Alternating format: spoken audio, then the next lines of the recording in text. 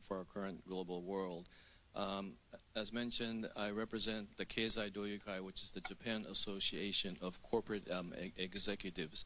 And the Africa-related committee has been established about 15 years ago, and I've been basically involved ever since.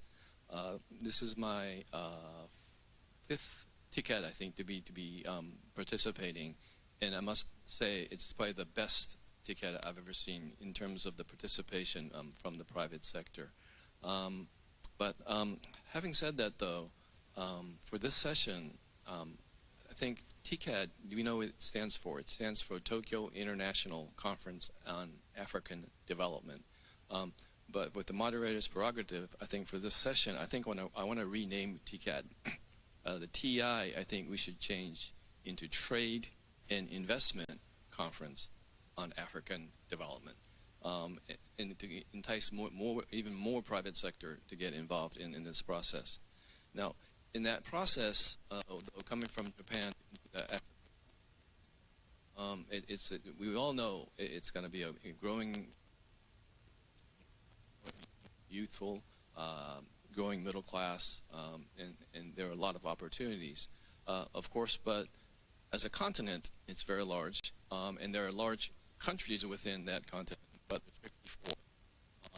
In that respect, coming from Japan, having a Africa continent FTA, free trade agreement, would make even a bigger market for all of us. And so I think that's one important part of it. The second part, which is even probably more important, is that the history of the African continent, from where I see it, the value chain was always been extractive. But having the AFC FTA, I think it moves to more towards a regenerative, more inclusive kind of a value chain, which I believe is be important for our next generations going forward. On this very important topic, we have a very impressive lineup of panelists. Let me introduce them to you one by one. The very first is His Excellency Dr. William Samoei Ruto, who is the President of the Republic of Kenya. So welcome. Next is Mr. Norihiko Ishiguro. He's the Chairman and CEO of the Japan External Trade Organization, JETRO. Welcome. We have Mr. Lima Yadechea. He's the Chief Commercial Officer of Ethiopian Airlines Group. Thank you very much. Welcome.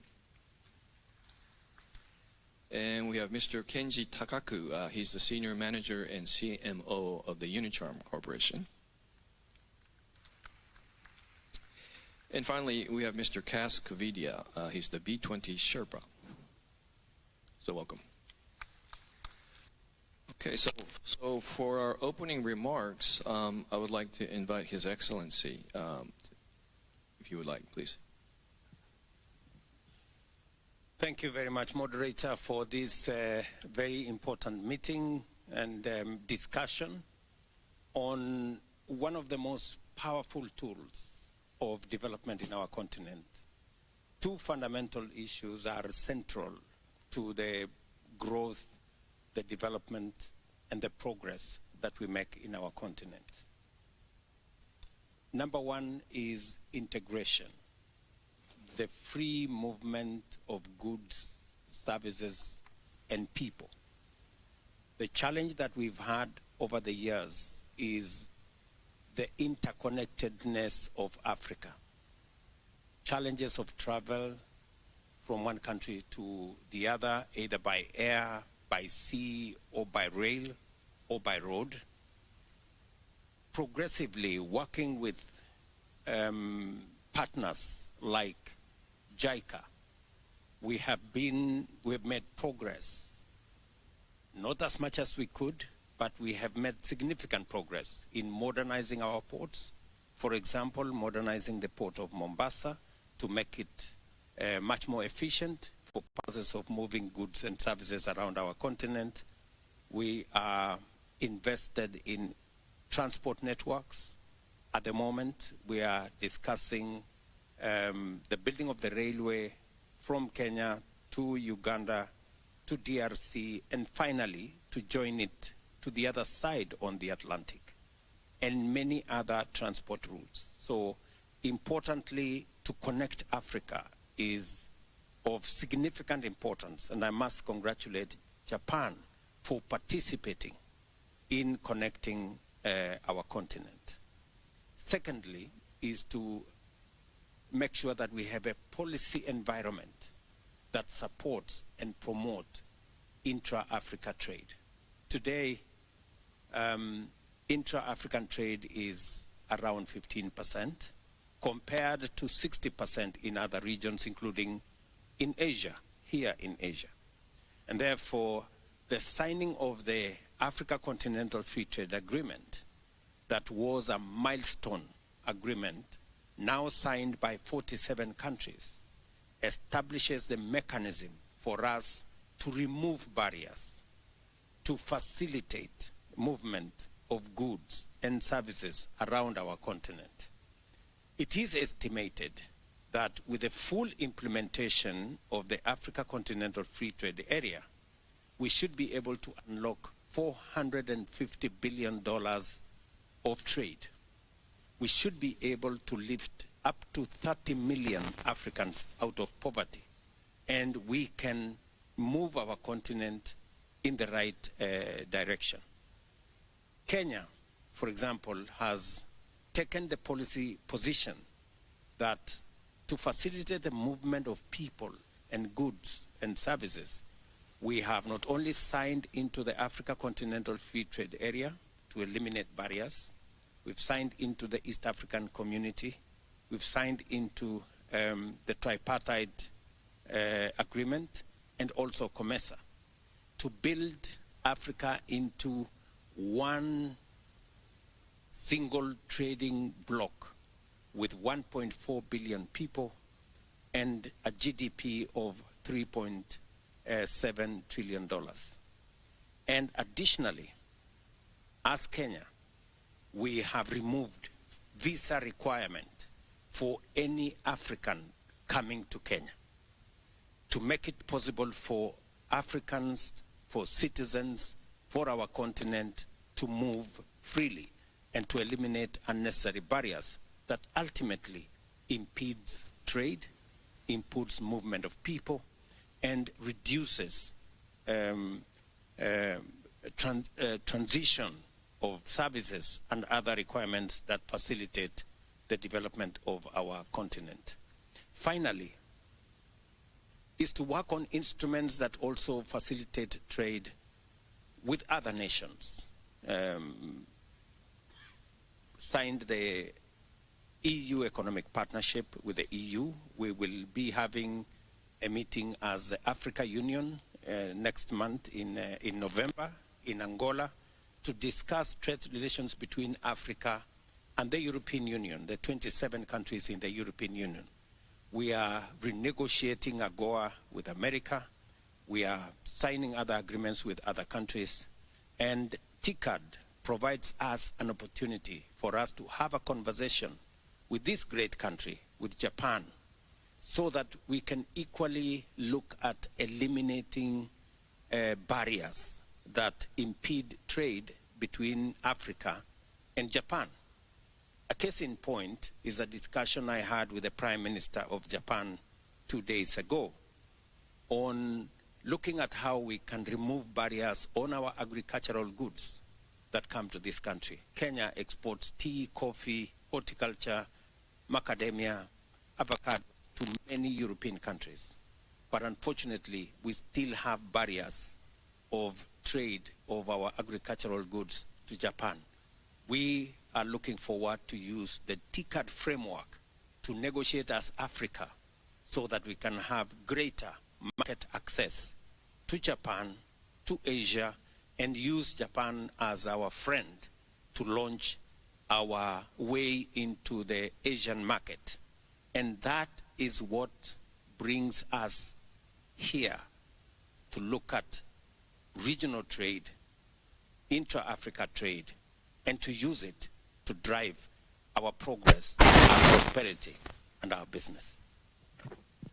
Thank you so much. So, Your Excellency, thank you so much.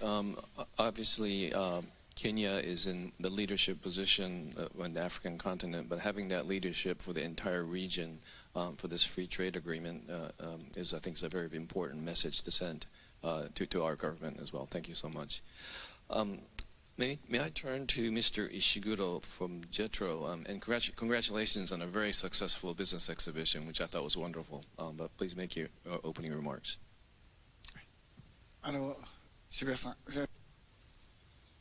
Thank you very much, Mr. Shibusawa. I would like to speak in Japanese. There are 3 points I would like to mention. JETRO is promoting a trade, and to coincide with the TICAD, TREC business forum is being held. And one thing which I would like to report to you is looking back on our history. 194 companies. This is a record high number of businesses that are taking part in the forum.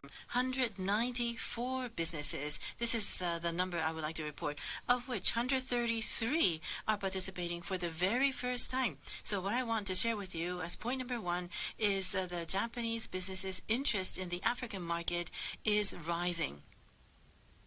Second point is that scratch the surface. That is what we like, how we want to achieve access the market. If I could take some examples of businesses, what is going on in the local market, and people who can offer solutions to those challenges are successful. In the case of Ebara, for example, pump prices are very expensive, but in Kenya, there are not many rivers, and therefore you need to dig deep wells in order to get access to water. And conducting maintenance in an expedited manner, and that is kind of compensating for the high price. So on a life cycle basis, Ebara is able to offer high quality pipes. And in the case of Fuji Films, they're using AI, and X-rays are being offered in places where there is no electricity. More than 100 times of X-ray operations can be conducted. So in this way, there are companies that are taking on the challenges to address societal problems or challenges in Africa. Not just scratching the surface, but entering into the market deeply is very important. The third point, as was mentioned by Shibusawa-san at the outset, I feel that we're entering into an era of investment. International cooperation, of course, is important, but the role is that is expected of Japan is investment. Especially, there's a big population amongst the youth in Africa, and how to provide quality employment is what is expected of Japan. And therefore, at JETRO, we're going to promote investment, that's number 1, and also support startups. So to provide a lot of employment opportunities for the youth is very important. And the third point is a point that was covered in the business forum about the pop culture. Animation, anime, manga, this culture is highly valued and appreciated in Africa, especially among the young population. And we, in Japan, anime, manga, the soft power, through soft power, we want people to have more interest in the products and services that Japan can offer, and then with the value and the sense of ethics that we have in Japan should also be communicated. And so we want to further support investment into Africa. はい、ありがとうございます。Thank you very much, Mr. Shiguro. I think the last point was very, very important, because when we think about free trade agreements, we think about the traditional goods and services, which is very, very important. But as Mr. Ishiguro pointed out, the youth and also this pop culture, soft power kind of that kind of non-barrier to that kind of development, I think is also very, very important. His Excellency mentioned about connecting, integrating not only goods and services but people And I believe the airline industry is very good at connecting people. So I would like to invite Mr. Lima Yadeja for his opening remarks. Thank you very much, moderator. Thank you, TICAD, for this opportunity. As His Excellency the President said it well, connectivity is very much needed in the continent. We in Africa have a huge population of more than 1.4 billion, and the amount of goods being transported through the continent is huge. At Ethiopian Airlines, we do fully understand the need for timely continental free trade area, and we appreciate the initiatives by African Continental Free Trade Area. And being in this business for the last 8 decades, we are the true witness to observe the development and also change of human life by being connected to the rest of the world, not alone the inter-regional integration.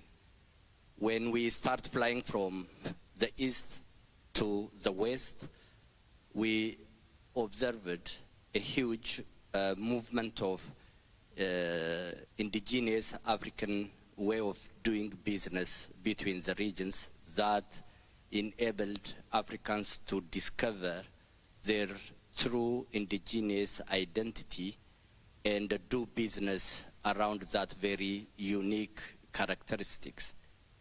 For us, we strongly believe that the African Continental Free Trade area will be very instrumental, provided that some of the current challenges we do have at hand got solution timely. The first one is the infrastructure issue. Interregional trade, interregional mobility can be assured by having standard infrastructure in place, like road, railway, and the like, because unless we do have to the standard infrastructure, it will be very difficult to move goods from one country to another. The other serious concern area is non-tariff barriers. The bureaucratic customs, licensing, and also inconsistent regulations between countries inhibits the movement of goods timely.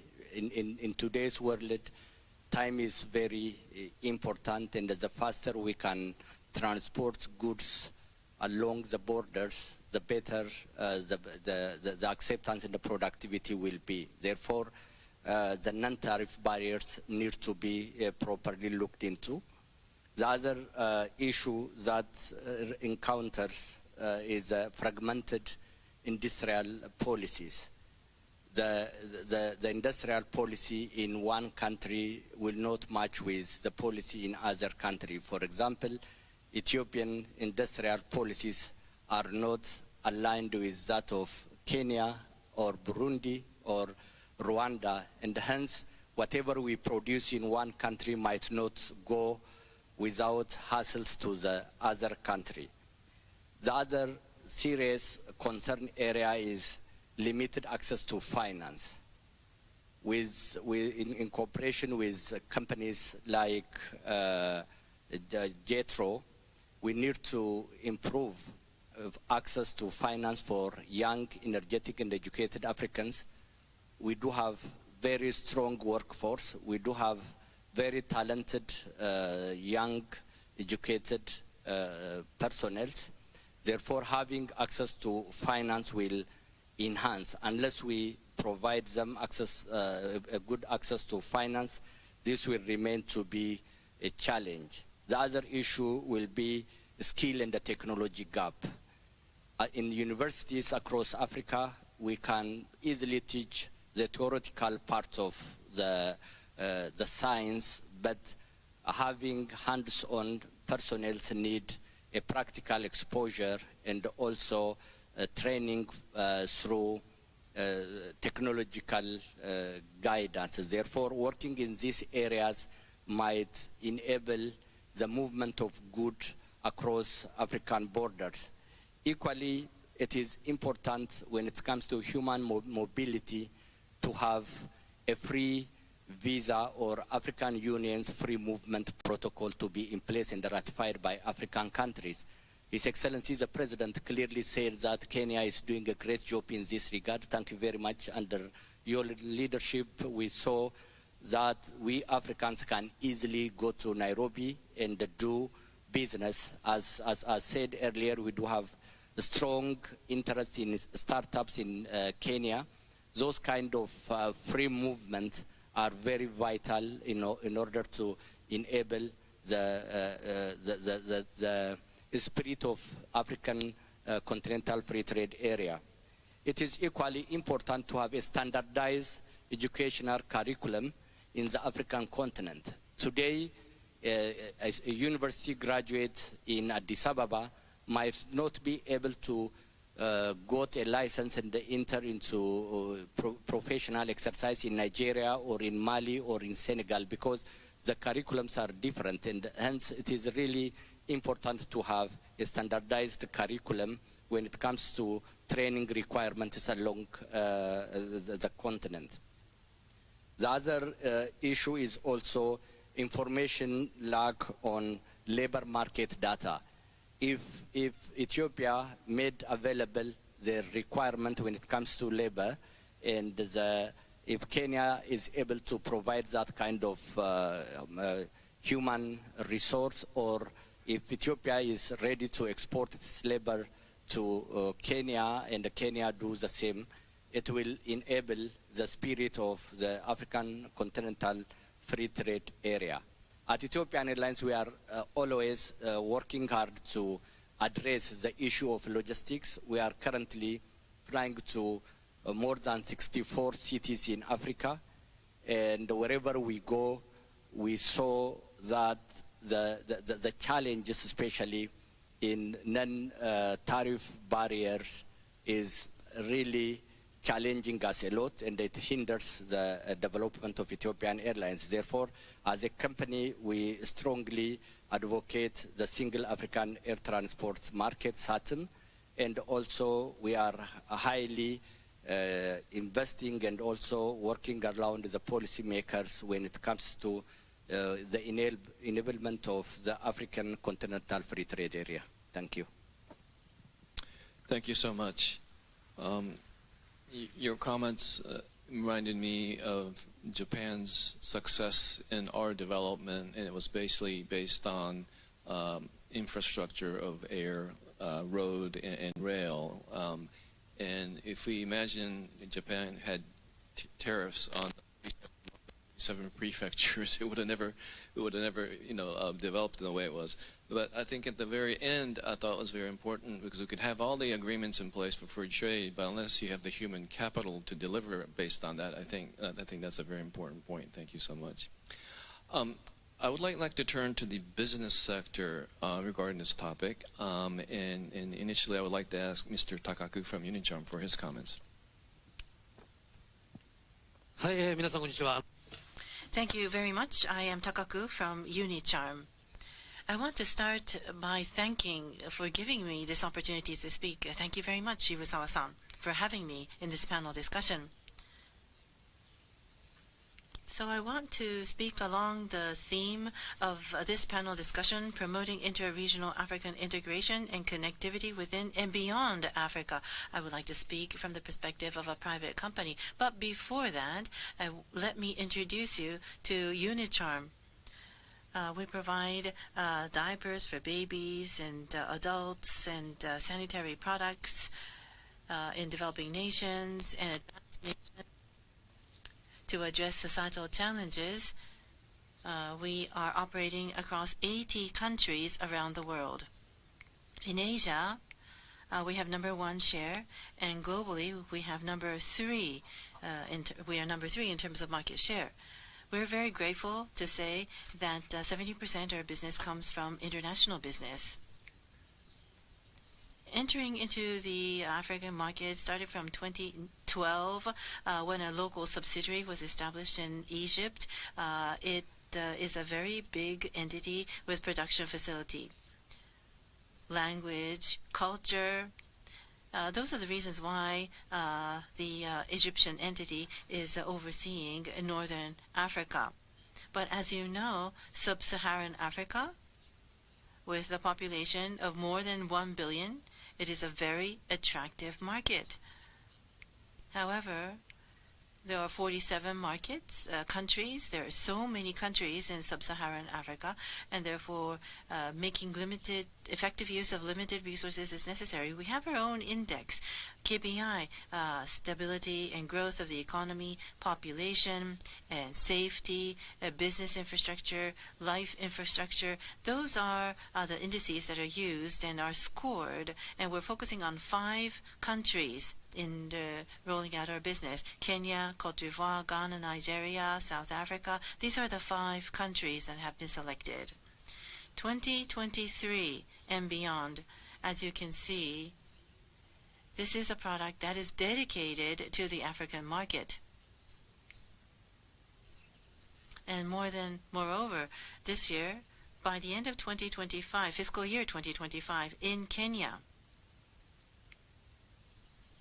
together with Toyota Tsusho, a Japanese entity, we want to establish a local subsidiary. Especially in Kenya, it is an important pillar for our business in Africa. Kenya is a leader in Africa, and as a hub in Northern Africa, it has a geographical superiority, and there is an expectation that it will contribute to the regional growth. And therefore, integration of Africa and connectivity within and beyond Africa will be a benefit for us. And at the same time, locally produced and locally consumed. And therefore, localizing management is imperative for us. Producing and distribution based on local needs, having a good understanding of the needs of the local people, and produce products and distribute the products that will create employment is what we want to achieve. And this is what I've brought with me today. This is a sanitary product that consists of 1 sanitary product in each pouch. And this is a product that any consumer can buy when they need it. So integration of the African region is something that will expedite the access of capital from Japan. Moreover, when we do our business, for example, customs clearance or receiving license permits to do business, it's quite cumbersome to do that in different countries, but if it becomes standardized, I'm sure it will be conducive to accelerating the process. And lastly but not least, I would like to say that our business is empowering many women locally. Small-sized kiosks. We would visit these kiosks and meet with the owners and engage in dialogues and conversations with them in selling our products. And of course, we are selling sanitary products, but at the same time, we talk about periods, about the knowledge to enlighten the local people. So the use of sanitary products is still around 40% in Africa, and together with the government officials and government staffs, for example, sanitary products to be offered in primary schools and offering education programs So we want to contribute to the local community. And at the end of the day, that will support the empowerment of women in the society. In order to make this possible, as I said, African integration is necessary, and connectivity within Africa is indispensable. And so with this meeting as a trigger, I hope we will pave the way going forward. Thank you. Thank you very much. So for the promotion of intra-regional African integration connectivity, we can have all these rules in place, but I think Mr. Takaku made a very important point, especially for the consumer businesses. You have to be close to your market. So thank you very much for that. Sorry to keep you waiting, but Mr. Kovida, may I have your comments, please? Thank you very much. Let me just quickly say what the B20 is. So the B20 is the business stream of the G20, and South Africa has the honor of chairing and hosting the G20 this year. And we are, as the business organization, the biggest business organization in the country, hosting the B20, and I am the B20 Sherpa, essentially leading the B20. We have put Africa at the center of the agenda for B20. And through 8 task forces, we have looked at issues that are totally relevant to the continent and actually contribute to the need and talk to the need for the continent to become more integrated and for value chains to be more integrated and for the continent to actually address itself as a single block in many issues that it needs to deal with and in many negotiations it needs to have with multilateral organizations and others. So I'm just going to quickly run through the themes, the 8 critical areas that have come out of the B20 and will contribute to the theme of this panel. The first is to power infrastructure and industry through capital access. And we are looking at a number of priority issues. One is blended finance, innovative financing mechanisms and instruments, and finance access to finance for SMMEs and underserved groups. We're also looking at and making recommendations on the problem of debt faced by the continent and talking to what rating agencies need to do to have a different approach towards the continent and the way they rate the continent and rate countries on the continent. The second is to drive food security through sustainable agricultural value chains, which we think is absolutely critical. And the priorities we're looking at is the resilient food systems, climate smart agriculture, empowering agri-businesses, and driving food security through a focus on affordable, nutritious diets and resilience to global shocks.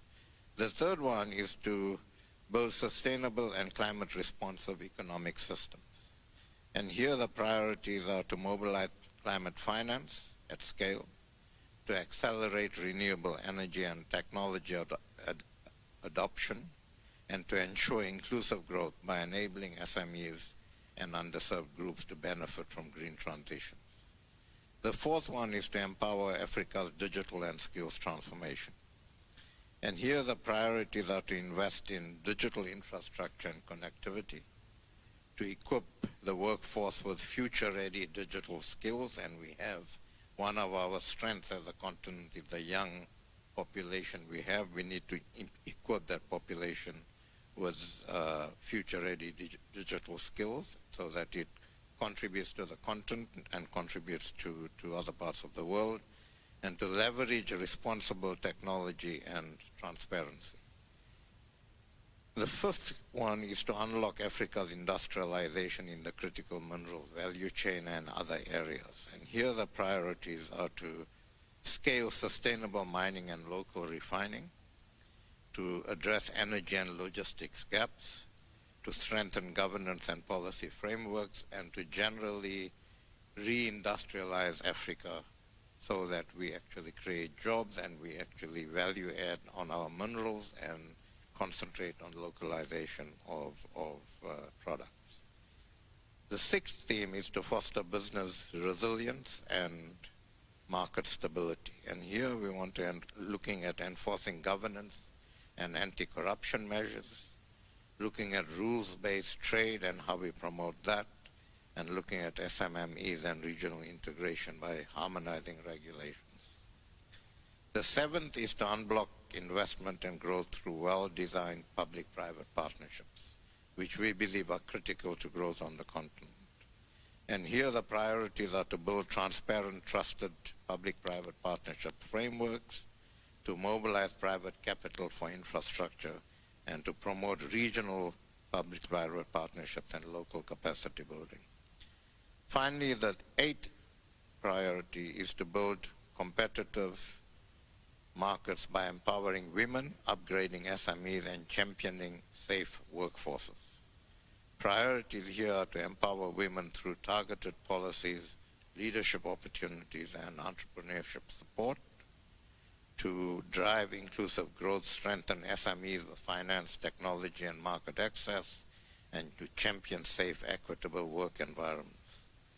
And we also have a task force that's looking at trade and investment and how we actually, as a continent, look at getting trade, intracontinental trade, but also drawing investment into the continent and navigating our way as a continent through the current geopolitical situations that we face.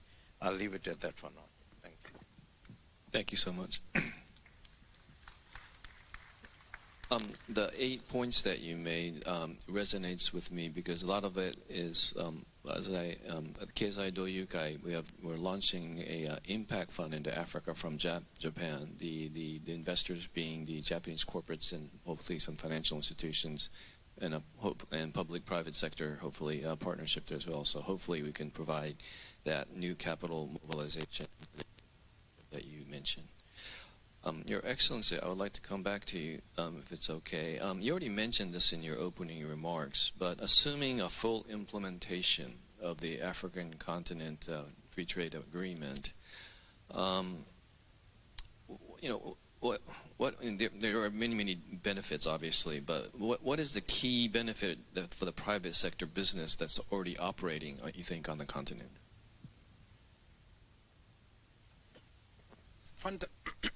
Fundamentally, there are three issues that the full implementation of the Africa Continental Free Trade Area will unlock. Number one is to unlock opportunities in trade, in business, which with backward linkages goes all the way to agriculture, and with it, job creation. So there is a value chain, a value chain benefit from productivity through agro-processing that creates jobs and creates value, to SMEs that then participate in markets and trade and business. So there is a lot that can be unlocked, and that is why I said that the full implementation of the Africa Continental Free Trade Area is going to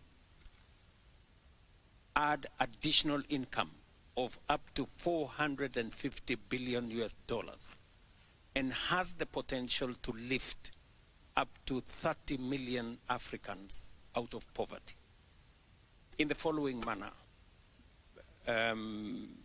That whole trade infrastructure taps into the skills, the expertise, the knowledge of our young people and brings young people into the center of trade, investment, and business, either working in our agro-processing and value addition ecosystems, or whether it is value addition of agricultural products, value addition of our minerals, value addition in our motor vehicle assemblies, technology assemblies, and the whole of that space. And secondly, apart from job creation, and I'm talking about real jobs, that's what we are experiencing, for example, in Kenya. We're doing more in our county aggregation and industrial parks to add value to our products.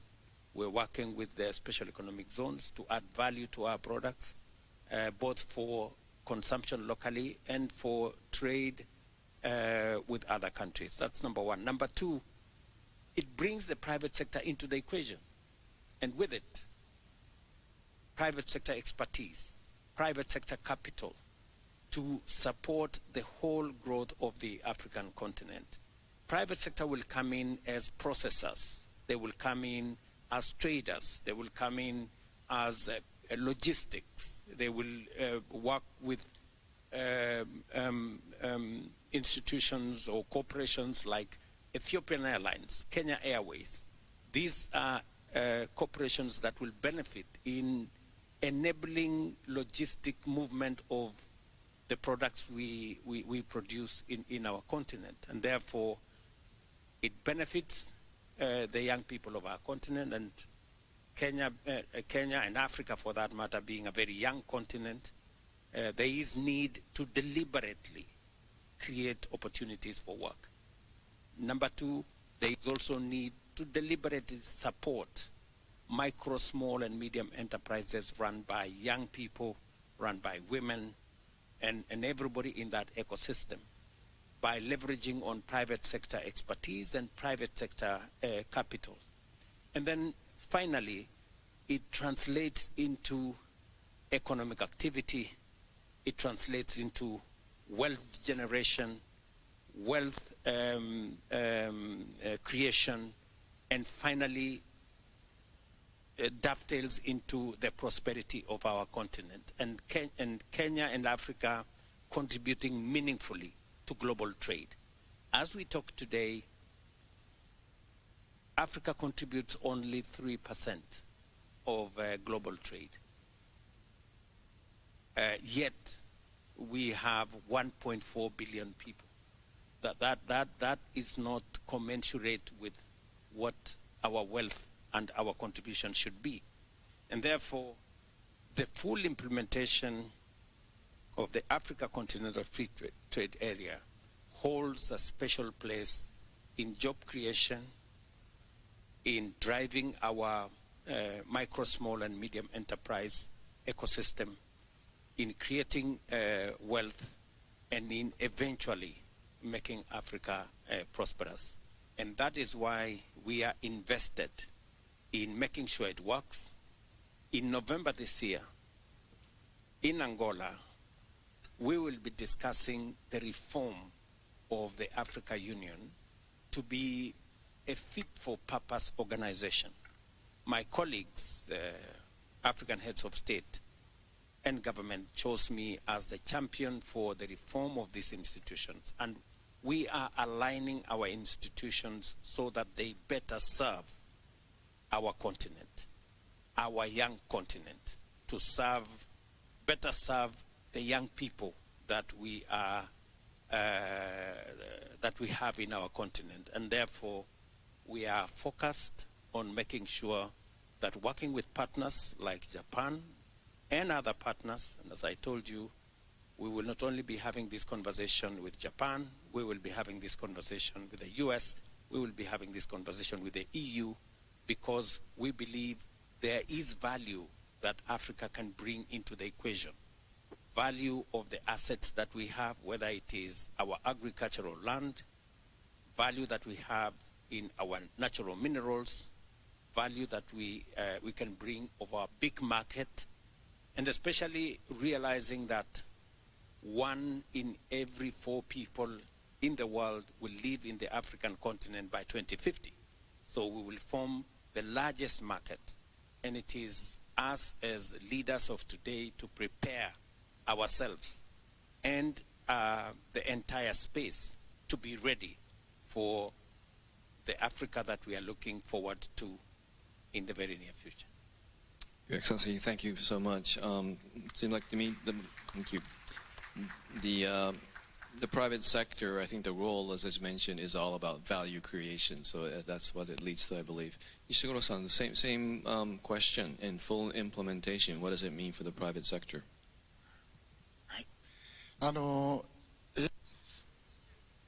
AFCFTA, there's high expectation because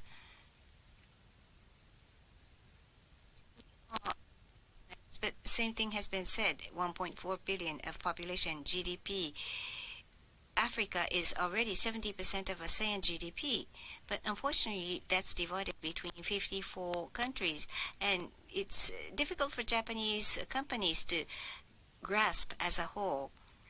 But if we can capture that as a whole through African continent FTA, it's going to make it easier for Japanese companies to take inroads. So institutions and standardization of norms are what we hope for. So one standard will be effective in another country. That's the ideal.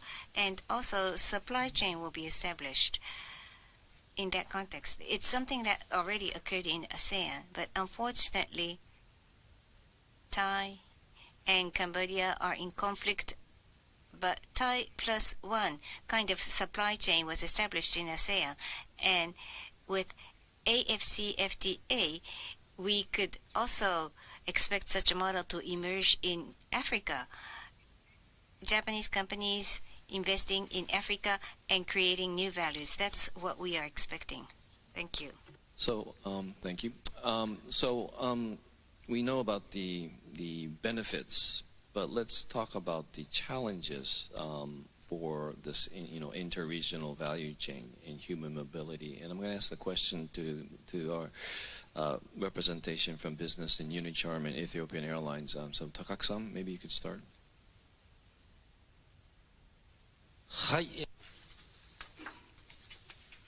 Yes, as was mentioned, there are challenges.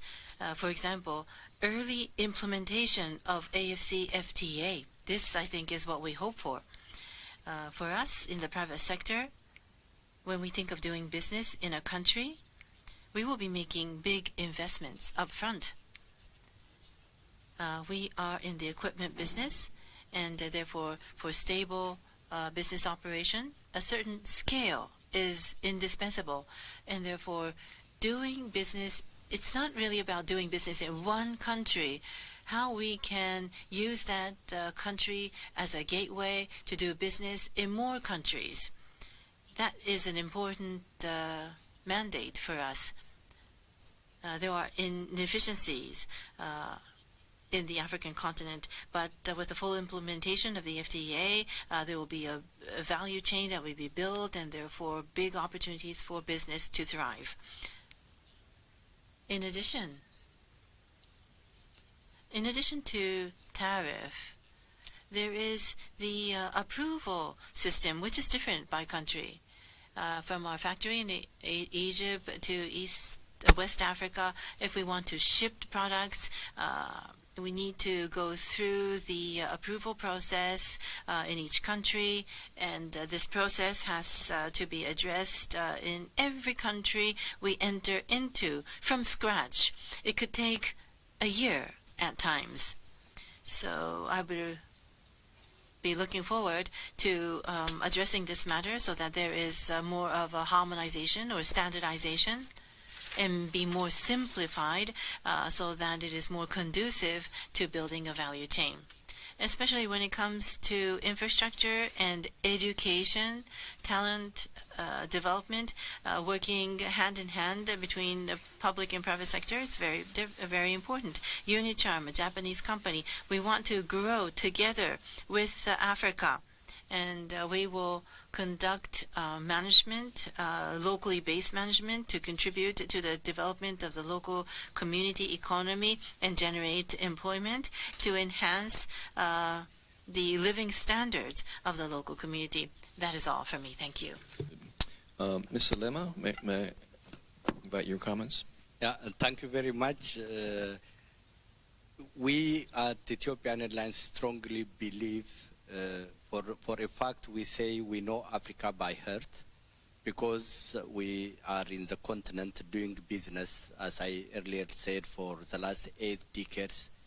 For the AfCFTA, the African Continental Free Trade Area, to be fully in implementation, it is high time to liberalize the African airspace. It is high time also to liberalize the way we do when it comes to governance and ownership of critical infrastructures like airports and handling at those very airports, because since in majority of African countries those kind of services are monopoly, it lacks the possibility for companies like Ethiopian Airlines to negotiate and get service for a value of money that we pay. Therefore, we Africans need to strongly work on infrastructure development, liberalization of services, and also the non-tariff barriers need to be seriously looked into, because those kind of bureaucratic way of doing things will encourage corruption, which in other way creates inefficiency that hinders the development, the required development and the spirit of the African Free Continental Trade Area. We strongly also recommend that the visa issue in Africa is of a serious concern, because as an African, it is only very limited countries like Kenya, Rwanda, Ghana, and the like, which allow Africans to obtain visa on arrival or get free access. Currently, Ethiopia also introduced a free on arrival visa facility. Those kind of things are very vital and important to reduce the cost of logistics and transportation in Africa. Therefore, we really need to seriously consider a policy framework that enables Africans to trade and Africans to move between countries without any barrier. It is important also to collaborate rather than compete among African countries in order to create a conducive environment. In order to do so, we have a lot to learn from countries like Japan, and it is also important to closely work with companies like JETRO, which are trying to bring the Japanese business and the capital into Africa, because one of the critical factors in Africa is access to capital. Hence, if we are able to succeed in these areas, hopefully Africa will be more connected. Thank you. Thank you very much. Thank you very much. Sorry, Shigo-san has to leave. So the session, I'm sorry, in Japan, we can't be over time. And we have to apologize for being 30 seconds over, and actually I'm 3 minutes 30 seconds over. So my apologies, and apologies to Mr. Kovida for not being able to invite your final comments as well. But thank you very much for this very lively discussion.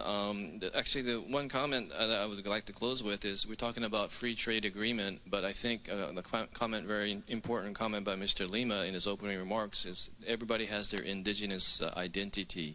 So it's not coercing, which is in Japanese called kyose, into one. But there's another word called kyose, same sound, different characters. It's about mutually living together, basically. And so that's what's important, I believe, for the co-creation and for the prosperity for Africa and for Japan and the world. So, allow me to say one final thing, sure, please.